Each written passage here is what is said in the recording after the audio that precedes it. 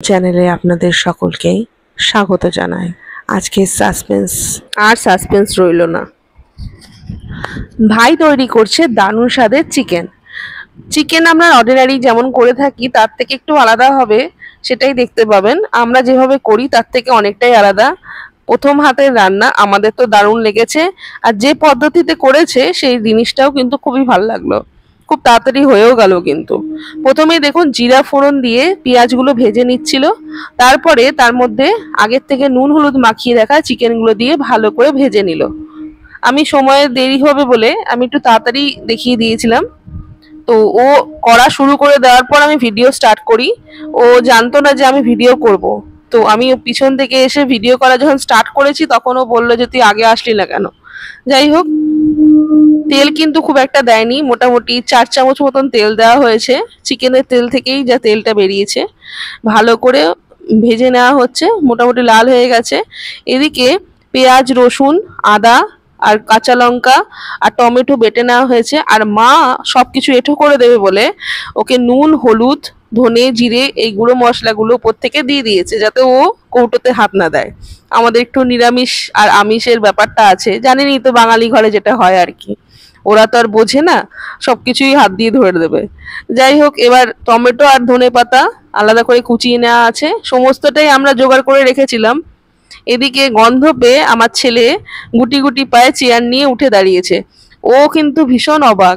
আজকে ভাবছে যে আজকে রান্না করছে তাকে, মানে গন্ধ বেরোচ্ছে, অথচ আমি আর মা দুজনের মধ্যে কেউই রান্না করছে না। তো মামা রান্না করছে দেখে খুবই ও অবাক হয়ে গেছে।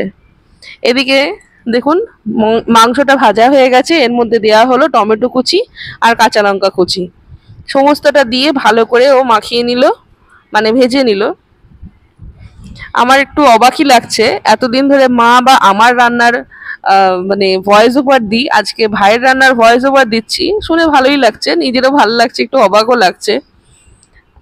আবার বেশি বলাও যাবে না, ভাইকে বলছি এটা কর ওটা কর, তারপর আবার নিজেকে কন্ট্রোল করে নিচ্ছি, কারণ ভাই এখন বড় হয়েছে।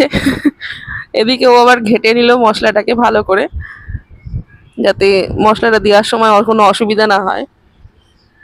এরপরে সমস্ত মশলাটাকে ভাজার মধ্যে দিয়ে দেওয়া হলো। আমি গ্যাসের হিটটা একটু কমিয়ে দিয়েছিলাম, সেটাও বোঝে না। ওরা তো পিকনিকে রান্না করে, ব্যাস গ্যাস জ্বালিয়ে দেয়, সমস্তটা রান্না করতে থাকে।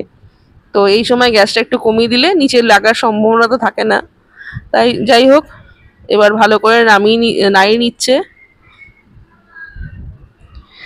কড়াই ধরা স্টাইল বা নাড়বার স্টাইল দেখে একটু হাসি পেতে পারে, কিন্তু কিছু করার নেই। ছেলেরা রান্না বলবো না, ছেলে মেয়ে বলবো না, আমার ভাই রান্না করতে জানে না, সে জায়গায় ও এই এত সুন্দর রান্না করেছে, সেটা বলে বোঝানো যাবে না। একবার এইভাবে রান্না করে দেখবেন, সত্যি ভালো হয় খেতে। কিন্তু মশলা কষানো প্রায় হয়ে এসছে। এই মুহূর্তে ও নুন চেক করানোর জন্য মার কাছে নিয়ে এসেছিল, যেটা ইন্ট্রোডাকশনেও ছিল। মা স্নান করতে করতে এসে নুন চেক করে দিয়ে গেল, আবার একটু নাড়াচাড়া করে জল দিয়ে দিল। মোটামুটি ঝোলটা ভালোই দেওয়া হয়েছে, কারণ পরে শুকাবে এই ঝোলটা। দিয়ে ভালো করে নাড়াচাড়া করে ঝোলটা ফুটতে দিতে হবে।